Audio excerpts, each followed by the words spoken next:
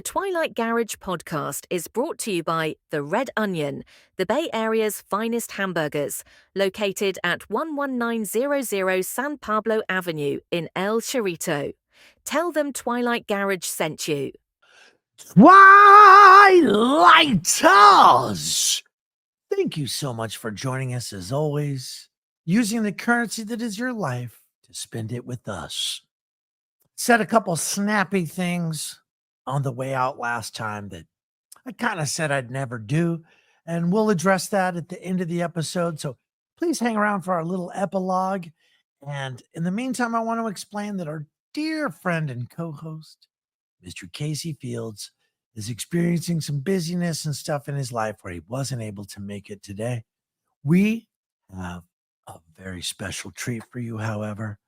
A researcher and a man who's been involved in this case for many, many years, who traces his research to Deb Silva, sometimes as we often do, who has amassed an incredible library of factual information, Mr.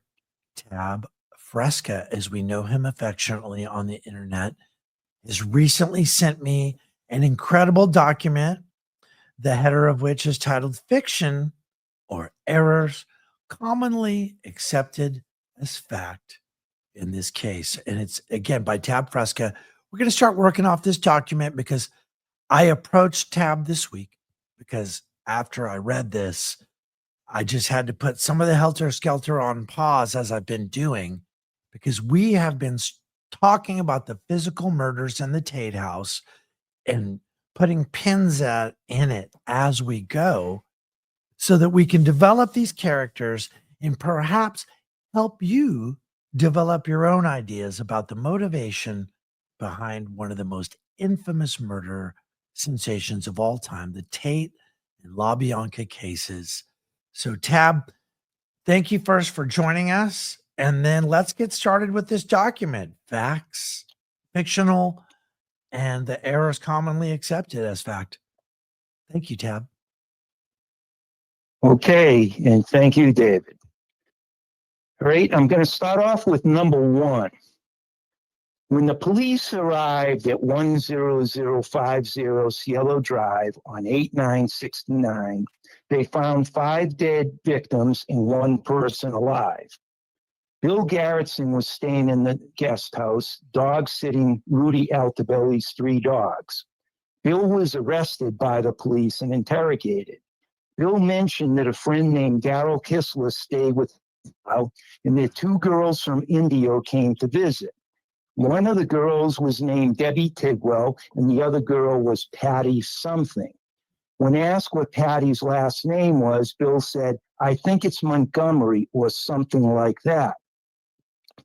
Patricia Kringwinkle was arrested in Alabama in December of 1969. She was using the alias of Patricia Montgomery. Some have written that Bill knew Kringwinkle, who was using the name Patty Montgomery, and that is the reason that he was not killed along with the other 5 victims. Daryl Kissler's obituary lists his wife's name as Patricia. A People's search for Patricia Kissler says that she once lived in Indio and that one of the names that she used was Patricia Maloney Kissler. One of their daughters has posted that Daryl married Patricia Maloney. Bill Garrettson did not know Patricia Kringwinkle. Okay, that's a salient point. I'd only heard that kind of theory recently, but I'm glad you put that to bed. So then, yeah, you continue on here. It's just an onslaught of great information. You really put that one to bed fairly immediately. Now, how do you feel that got propagated so much? Just these small little spores of similarities? I think so. Watson was also using the alias of Montgomery because that was a family name. The police that arrested him when he was in Texas had the last name of Montgomery. Right, So the sheriff who actually housed him. So if you look at where Kringwinkle used Montgomery, Watson used Montgomery, and then Garrettson wasn't sure, but he thought it was something like Montgomery. I think that people just try to say, well, Garrettson had to survive because there was a special ulterior reason behind that. And I think that that's how it got made. That makes a lot of sense. And people naturally want to fill in the gaps in this story. And I think that's where a lot of things get lost, is because our natural storytelling and logic that we want to apply to facts, we kind of make the bridge happen ourselves. So I really appreciate where you continue on with this, because I think their whole trip with text that you lead into right now is just, it's so incredible.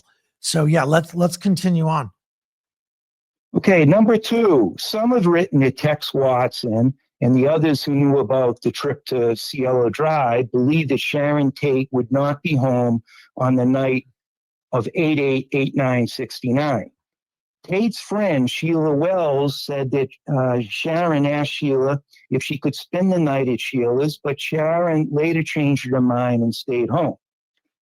Sandra Good was once on a talk show with Sharon's younger sister, Patty Tate. Patty asked Sandra, "Why did my sister have to die?" Sandra's answer is hard to hear because multiple people talk as she starts to reply. I believe her answer is she should not have been in Hollywood. And I agree with that. I think you're right. Yeah. Yeah. Others have said she should not have been there, or she should not have been home. Yeah. Now, George Stimson has said that he gets asked this question a couple of times a year.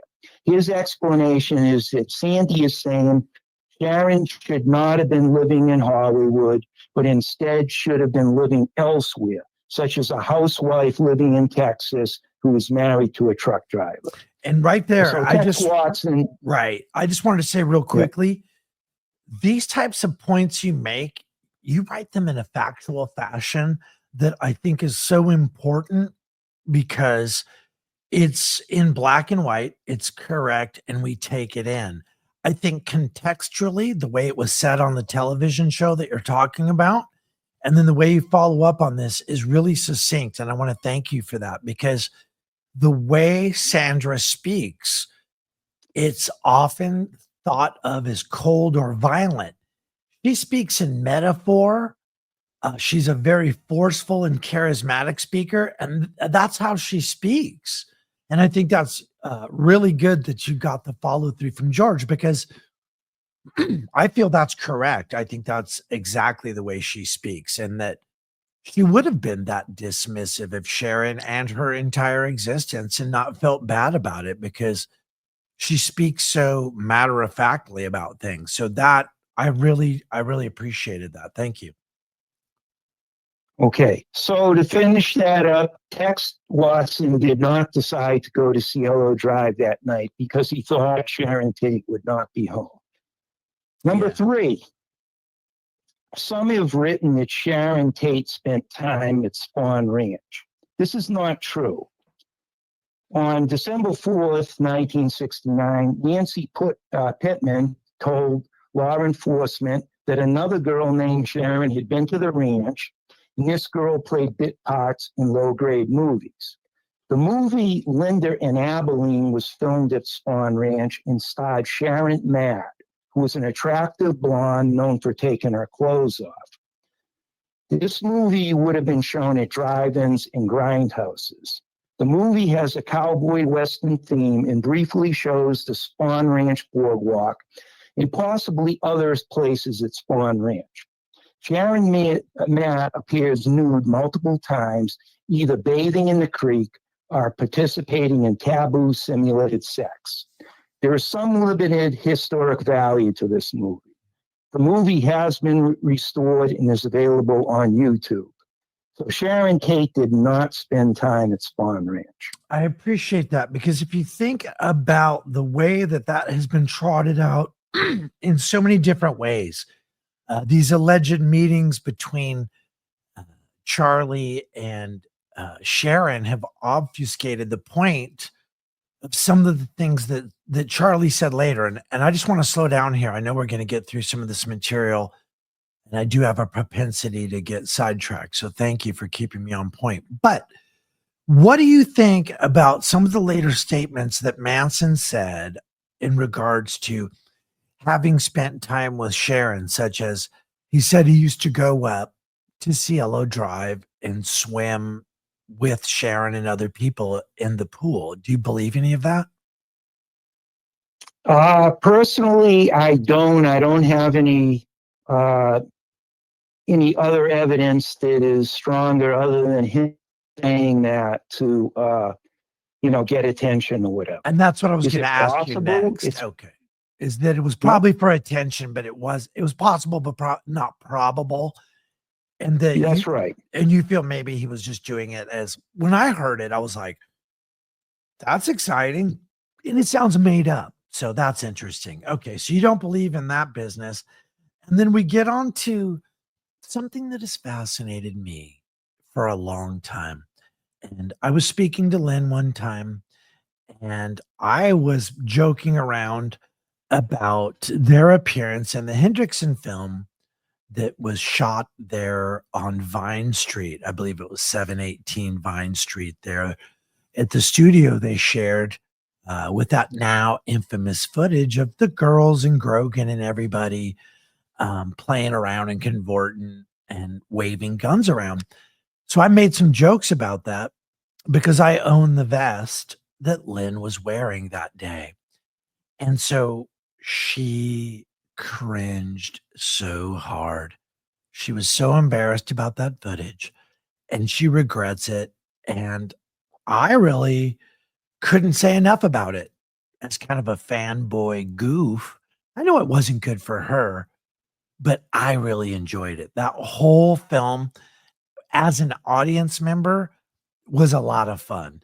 It did them absolutely no favors, I feel. And what you say, I think, is so important about the differentiation between a documentary filmmaker and an entertainment feature filmmaker. And I think this was one of the first fake documentary films that had been released at that time. Now, what are your feelings on that before we get revved up into this information that's just incredible? Tab, what do you think? Well, I wouldn't have written the actual bullet number 4 unless if I had thoughts similar to what you're just saying, in that, Hendrickson wasn't a historian, he was in the entertainment business. And a lot of what you're going to find in the film Manson, while it's interesting because you see the individual people, it's not really depicting them truthfully. Absolutely. And so forth. Right. Yeah. But, and I think maybe if they did portray them truthfully, it might be a little boring for people because they were very much on an existential trip, as a lot of poor young kids were at that time. But this stuff was sensational. It was exciting. I love looking back on it, like you say, as entertainment, but I think a lot of people forget that point. And so we're going to tee that off. Bullet point number 4, y'all hang on. This is really germane to my studies in this case. And it's part of what pulled me back in 7 or 8 years ago into this whole milieu. So Tab, thank you so much. Here we come into bullet point number 4 about Mr. Hendrickson. Okay, number 4. Bobby Hendrickson was co-director of the Manson. There is some historic value in this film. Hendrickson was not a historian, but in the entertainment business. Within the film, Hendrickson shows a sign for one of the La Bianca's Gateway Market's grocery stores, and then shows the girls dumpster diving. This is misleading. There were no Gateway Markets near Spahn Ranch. Gateway Markets were further than 20 miles away. There were markets 2 miles away in Chatsworth and other markets in nearby towns. The Manson family girls did not regularly dumpster dive at La Bianca's Gateway Markets. Yeah, that's a funny little visual thing that's very powerful that a lot of people don't understand in commercials and film editing, that you can place an image strategically and the mind will take it in a completely different context and plug things together. And I think we do that constantly in the case. I'm guilty of it with my personal biases and my opinions and feelings on the case. And I think keeping people honest with this stuff is really a big deal, Tab. So you're moving on about this point number 5, which I think is also, we just really need to stay with this to keep people honest. And that point being, Okay, number 5. Many have written that Manson, Watson, Grogan, and Davis murdered Shorty Shea on August 26, 1969. right. Manson was released from jail at 11:42 p.m. on August 26 for the August 24th arrest with Scram.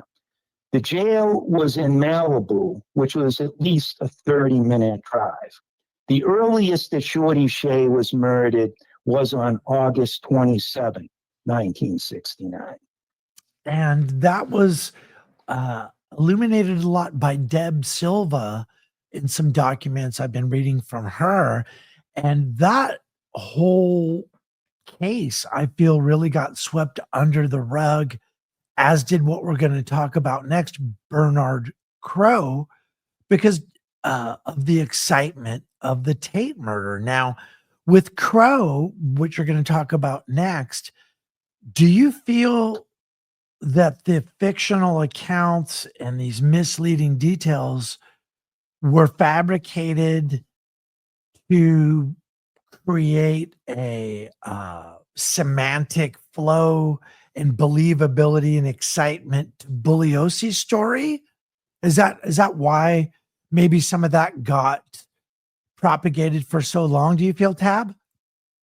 Well, there could be a couple of reasons. One is, yes, he wanted to say that the Manson family went through this week and a half or so spurge of killing, starting with Hinman and then going to Crowe and then going on to Tate and then LaBianca. Right. But there's also a possibility that there was some reason why Crowe wanted the date changed.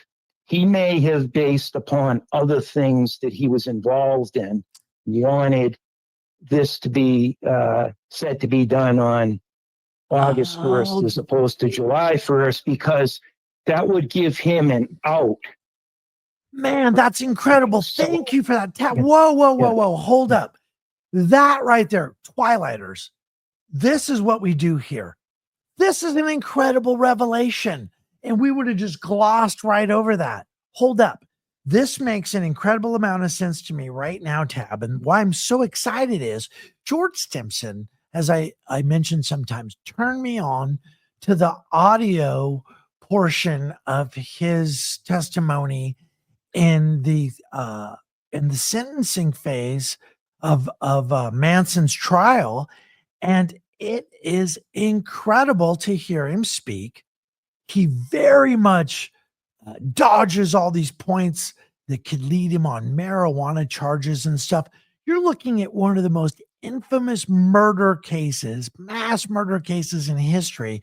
So to hear one of the victims of these alleged murderers worry about piddling drug dealing or how he's perceived in an adjacent court case, to me, was revelatory. I heard that and I had to really rethink the way the laws were structured then, the way people were being treated them, him as a black man, all these different relationships that they had together, the way they would have spoke.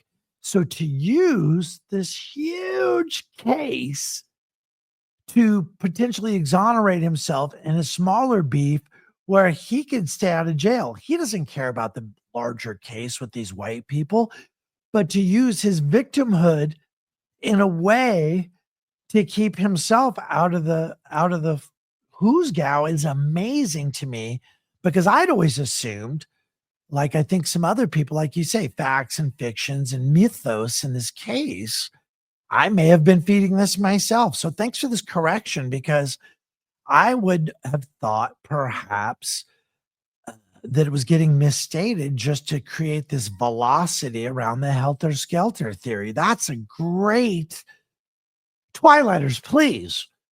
In your notes on this case, would you please put Tab's statement down, because that's absolutely incredible. And now that you say it, it makes so much sense. Thank you. And that's why he would stick with it, because if Bugliosi was the one pushing the date, he would have corrected him. So it just happened to be convenient for Bugliosi. And so both these guys just went ahead, again, like you say, with these fabrications and falsehoods that have shrouded this case this entire time.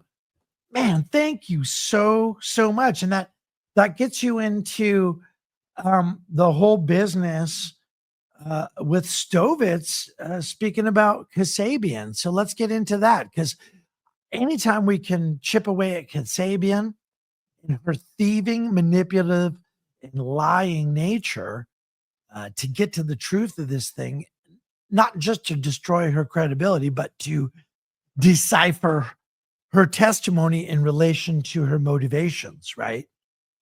So we get to her, and she's talking on the bench about when she was first met Manson, and we can just continue there if that's okay, Tab.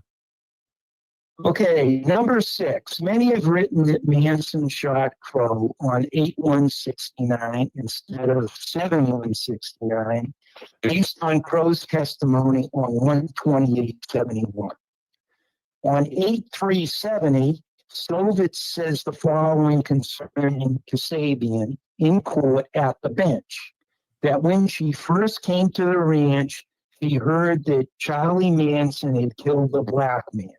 It turned out that the man is still alive, but the gossip amongst the girls was this black man was killed by Charlie Manson. So then, okay, so since it's accepted that Cassabian arrived at Spahn Ranch on 7/4/69, this means that 8/1/69 is an incorrect date. That is, unless you want to say that Manson two black men, one on 7/1/69 and a second on 8/1/69. Yeah, like they're just So picking Manson guys out did on the not first. shoot Crowe. He did not shoot Crowe on August 1st, 1969. Absolutely. I think that is such an incredible point.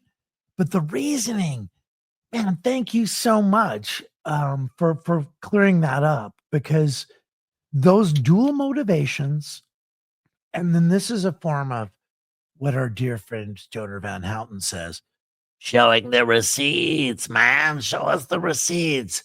This is really nice, and it builds into what you call one of the bigger mysteries concerning the murders, which is we're going to be getting into the blood.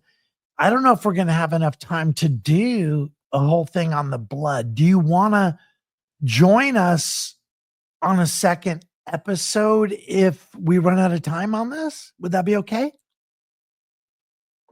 Well, it would be okay. It may be confusing for the people. If it splits, okay. Then let's yeah, so I don't know what. Okay, but you'll come back with us? All right, people, that's great news. Okay, so what we're going to do is then talk a little bit more about Cassabian, if you would, because I find her to be the linchpin and a lot of the motivations on the nights of the Tate murder. I find her relationship with the people on Waverly Drive very interesting. And I want to ask you about your feelings on her driving and supporting Tex by doing speed and having the relationship. They had apparently an incredible sexual fireworks the first night they met. What do you feel about that in terms of the bigger picture and her motivations? Do you feel that she may have had the beef with Wojtek Frykowski, that she really pushed Tex to keep this thing happening? I don't really know. It's possible. I think the biggest thing that I can say about Cassabian is that Cassabian was really street smart, and along with her lawyer, Who was amazing. Yeah, he was amazing. She was able to take Susan Atkins' testimony, the 2 nights of murder, and she was able to enhance that in such a way to make herself look very good and make her look like she knew things better than Susan Atkins did, such as when Stephen Parent was shot, what Atkins will tell you is that they had climbed over the fence, and what happened was she could see lights, and Watson said, "Get down and hide." Atkins said that she heard 4 shots. Now, her saying that she heard 4 shots is really amazing, because the police report that was written, the first progress report, said that there were 3 shots. And they based it partially on the autopsy that said it could have been between 3 and 5 shots. But Atkins gave the correct amount of shots. She also said that Parent was facing the passenger's side when she finally saw him. Now, when Cassabian tells her story, many, many months later, she says that she saw him get shot. When someone says they saw versus they heard, they basically are saying, I have bigger authority, or I'm more important than the other person. Correct. Now, in the case of, if you listen to what Atkins had told in both her testimony to her lawyers, which is online and available for you to read, and also what she talked about at the grand jury. Atkins mentions that they walk over to the front door, and Tex goes into the window in the dining room to the right and opens the door. When Cassabian goes and tells the story, she's there, well, Tex sent me around back to check for things. And then to try to show that she was, less responsible for the crimes, she says, well, I really didn't check to see if anything was open, and so forth.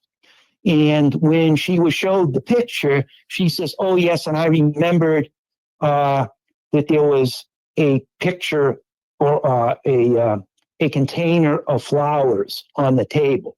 But overall, that could have been showed to her by her lawyer or by Bugliosi or someone like that. So I think that my biggest thing as far as Cassabian is it's very possible that her story is written in a literary style where it's been enhanced, like as you were taking a literature course or a writing course, and she took Atkins' basic story and enhanced it with her lawyer in order to make her look much better.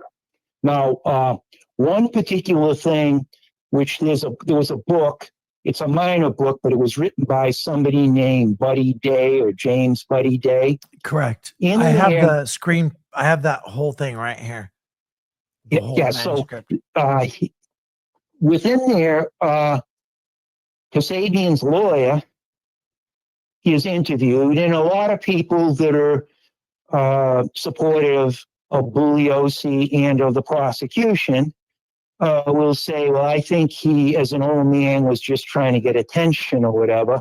But what he said was that he basically wrote the script for what Cassabian was going to say in that book. And I think that's entirely correct. I think Paul Fitzgerald was a legal mind that really is underrated in this story. The way he got her off the way he stayed true to her, even at the end. He basically, in that last documentary, said she was guilty, and he got her off just being a good lawyer and by observing the laws and having proper courtroom decorum. And that was it. And he was just being a good lawyer. He didn't have an opinion on it one way or the other. He was just doing his job. Well, there was a little more to it. So what Cassabian had said a number of times was that when the defense asked her, well, what was your deal or whatever with the prosecution? And she says, all I have to do is tell the truth. Right. What you will get in the book by Buddy Day, and there's also one of the documentaries that's out there that also has the lawyer talking. And in there, what he says was that he basically wrote up, and it was almost like a contract. And the truth is this: bullet number 1, bullet number 2, bullet number 3, bullet number 4. So Cassabian wasn't just going up there and saying what she believed to be the truth. They had already agreed upon what the truth was. And she basically went and said these bullets. And he has said, and as a good lawyer, in a very competent lawyer, he basically said, well, I did what I did to get her off. That's the point that I was very impressed by. And the one you're talking about, it's in the documentary where he's shot with a background of the San Francisco Bay. It's up in the Embarcadero Center. It's real signature shot when you see it. So when you see that background of a bay scene, that's what we're talking about right here. You can tell he was a great legal mind. He knew exactly what he was doing. And the fact that they had this agreement with the prosecution did two things. And I love you bring this up, Tab. This is incredible, because what it does is it buttresses not only that they're not going to cross the line in asking her questions that violate her agreement and throw her acceptability in testifying out the window, because they had to have certain parameters or she was a monster and they shouldn't let her off, which I think is true. But because they had this agreement, she was going to skate. But also it did two things. She got to skate, but also because they had these parameters and no one was going to ask beyond a certain point, there was their helter-skelter accelerant. Do you think that was the case as well? That was just like a double header. They got two birds, one stone, as they say. Possibly. I mean, the whole helter-skelter thing was kind of unbelievable. Incredible story. I just think it, as a lover of fiction, brother, and as a kid, I grew up in those towns they talked about in the book. I knew players in this story personally, and to hear the thing told that way in this great apocalyptic, wild murder, sex. What did I want as a kid? I wanted to have sex. I wanted to have long hair. I wanted to do LSD and smoke some reefer, because this is the stuff I'd been listening to in the music. It's the stuff I saw all the cool kids doing. I wanted to wear my Levi's. I wanted to have embroidered clothes and hot chicks.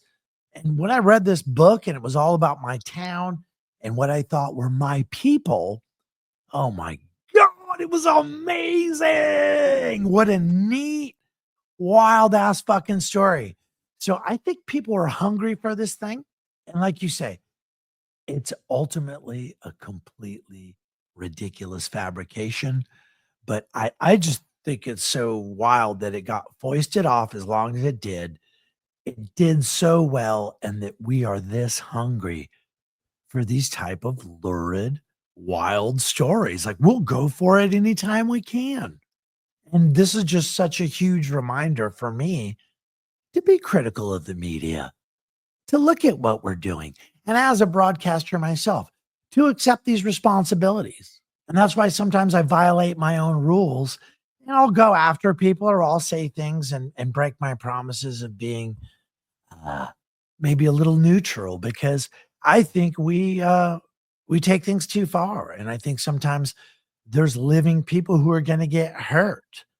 And I think Cassabian did a huge amount of damage to some people that were innocent. And when you say these things, Tab, for history's sake, it's incredible, because we do not know who is going to hear what you just said and talk about it and think about it in this new light, and what they will uncover in their research in the years to come. And that's why I think what we're doing should have integrity. And I apologize to my viewers if I veer off and get personal and want to ruckus with people on occasion, because I really feel humbled by this case. I feel being able to study humanity and human nature through the lens of the Tate LaBianca murders is an incredible gift. I think meeting people like you who've done this research, we have this shared interest, so then we can communicate in a way that's very deep immediately. And I feel a bond with you beyond this information. So that's my angle on this, that I think is the redeeming quality of being lucky enough to research this. So how did you get into this, if I may ask you, Tab? How did this happen for you? Because your knowledge and thorough filtration of these points and really putting them together succinctly, it just shows your commitment. Now, how did you get into this? Because this is incredible. Well, it's been kind of a long time, but it was a very slow ramp up. So in 1969, I had 3 siblings who had already graduated from high school. One was 18 years old, which is the same age as Grogan and Dennis Hurst, the guy who delivered the bike to Cielo Drive. Right.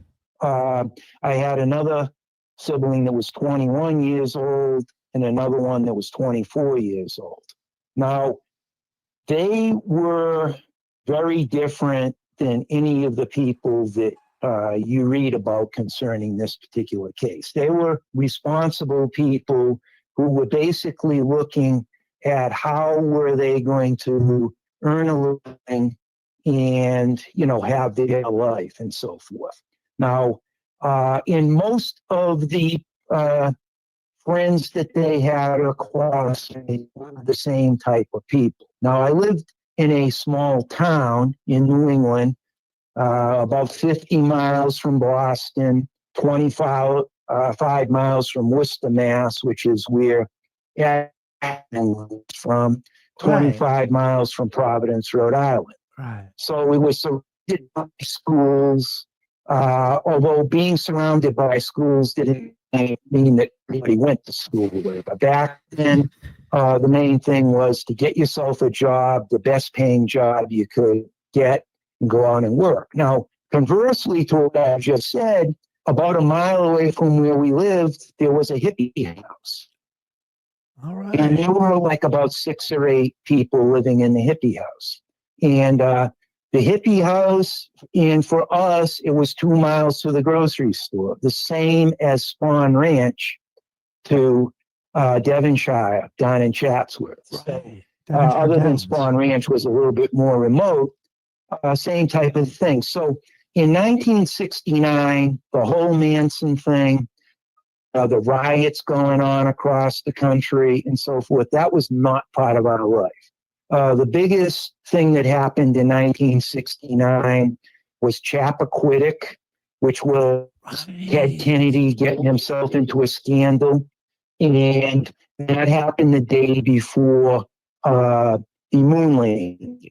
Right. And the second biggest thing that happened in 1969 was the draft that happened in December.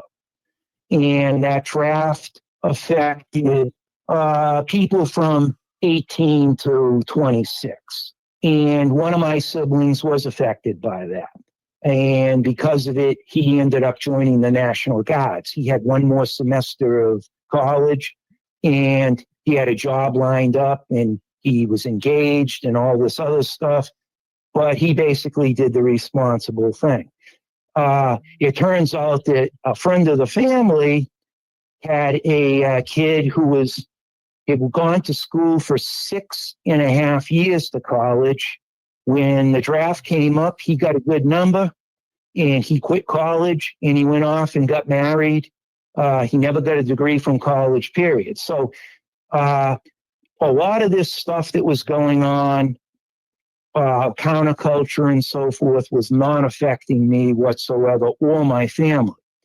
Now, in 1976, I was finishing up high school and I ended up seeing the 2-part movie on TV. Steve Rellisbach, right? We love talking like him on this show. That's incredible you bring it up, because if you ever want to say something ridiculous or make fun of this case, Tab, I suggest we all speak like Steve Rellisbach. If we're going to say something crazy about Charlie or the Manson brothers, you got to talk like Rellisbach. That's awesome. So you saw that thing. It was on CBS, y'all. If you weren't there, because I saw it as well, and it freaked me out. That was so bad. It was so crazy, but I saw that thing too. It was a 2-nighter on CBS. Y'all, this was one of the first times they did a mini series like this ever. It set the pattern for Roots and all these Centennial and all these other huge stories that got told later. But this was the first time they'd used this format. It was an incredible blockbuster. It blew people's minds. I think to this day, most people I speak of in my kind of generation, they don't know the book Helter Skelter. They know the movie Helter Skelter. So you saw that thing, and how old were you when you saw it? I was finishing up high school. Okay. So I was a bit younger than all of my siblings. Had been working many years, and they all were paying mortgages and car payments and all that. Sure. I watched it with my father. Oh, wow. My father, I was shocked because he asked me what we were going to watch.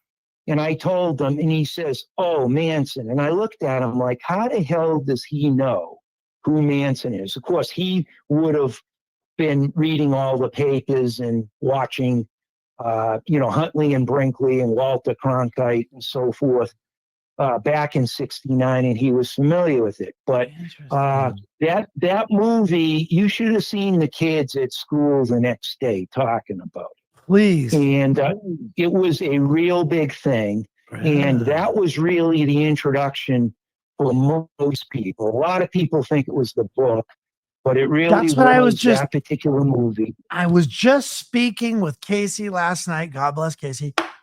And that's exactly what I said. Thank you, Tab. I think most people were profoundly affected by the Steve Rellisbach performance. The whole thing about, God, this pisses me off so much. And I'm so sorry to use this language and get upset. This is where I go off the rails with people sometimes, and I'm not professional. And I apologize, Twilighters. Like I went off on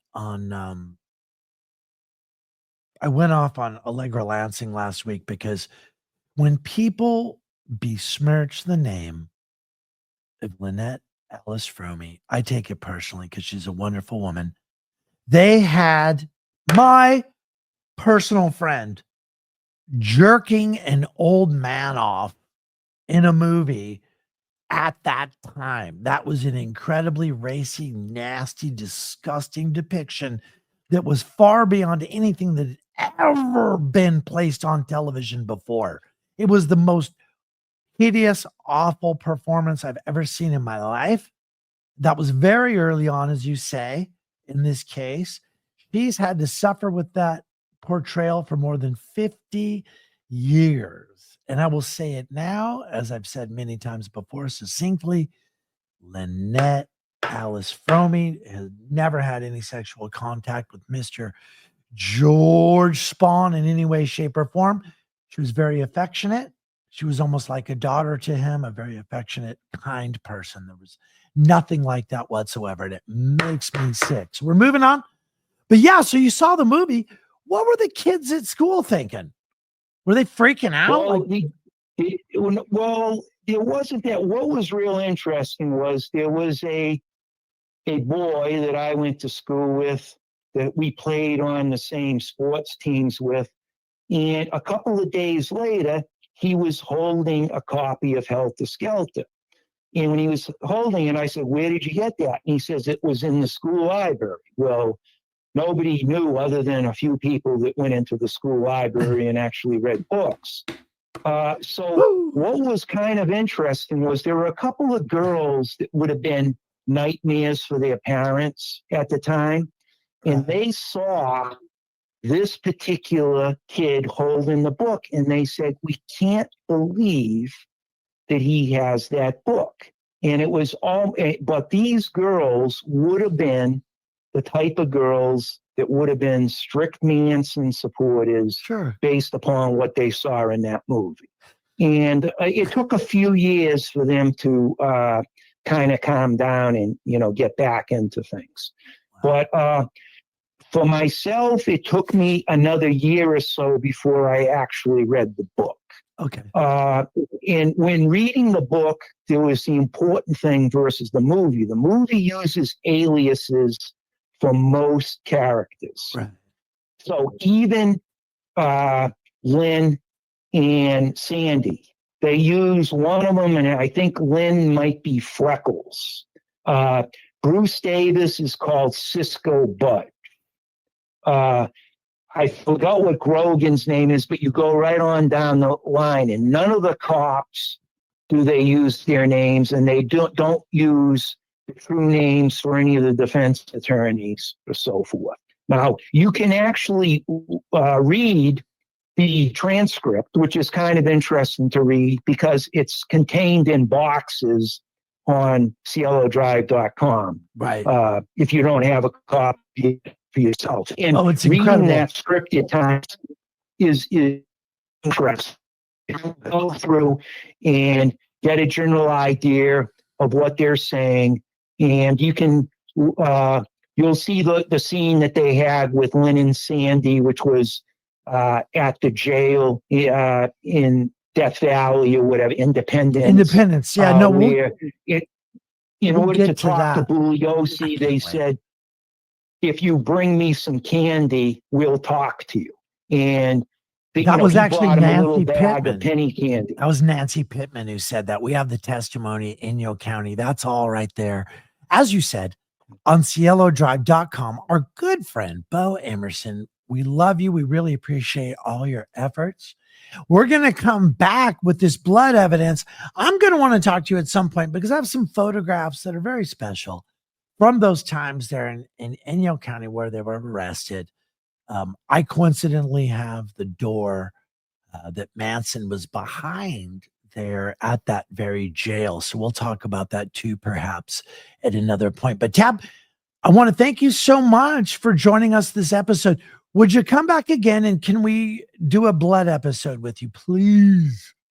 Yeah, we can do the blood evidence episode. That's was part of the preparation for this. So thank you for bearing with us. We can do that in another episode. Let's do it, because the reason why I ask y'all, I'm exhausting as a person. People who are researchers, oftentimes I wear their batteries down a little too fast. So I have to precurse all this with these disclaimers. So we're going to come back with Tab. Y'all, thank you so much for joining us. Case, we'll see you soon. We love you, Twilighters. Bless you all.